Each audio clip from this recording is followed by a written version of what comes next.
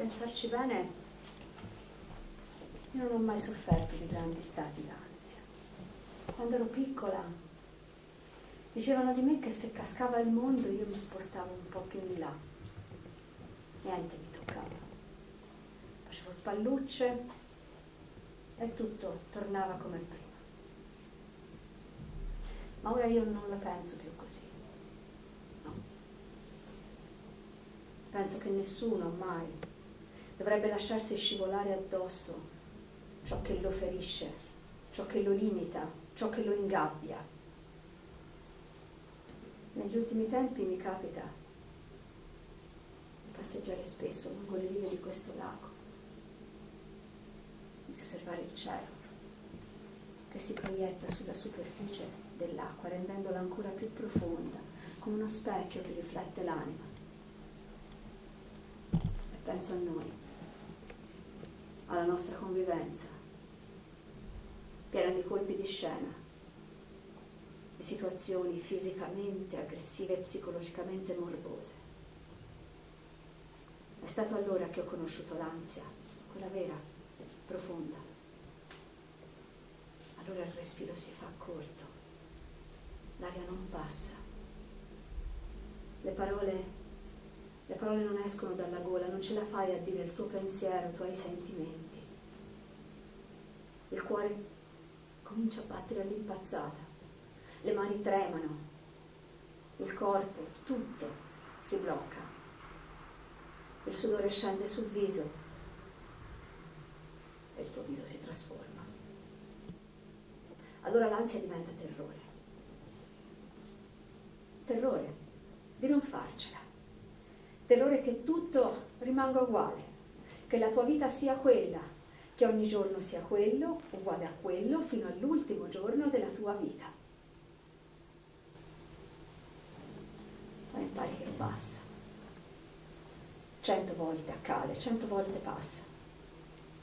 Quando l'uragano malessere si placa, il respiro torna a regolare, il corpo si rilassa e scorga il pianto a liberarti da tanta tensione. E il corpo prende una particolare spossatezza. È a quel punto che la mente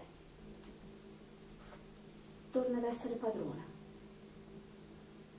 ricomincia a ragionare, a riflettere, a cercare una soluzione a tale circostanza, perché cominci a pensare che essere la donna che sei è una cosa fantastica nonostante tutto e decidi di non mollare, non demorti.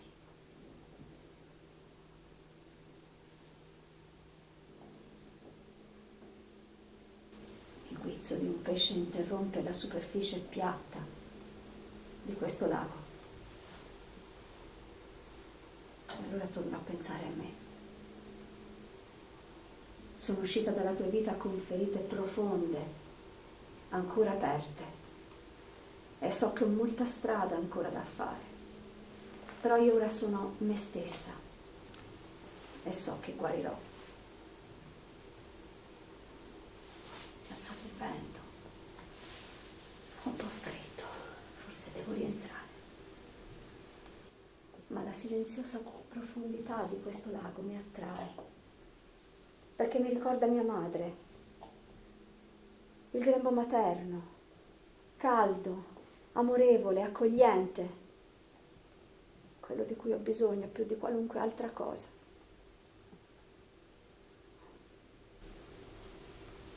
È proprio freddo, devo rientrare.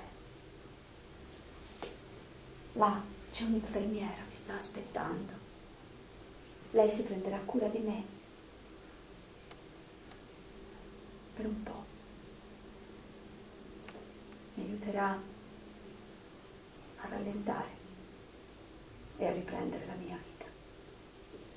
Perché ce la farò, sicuramente.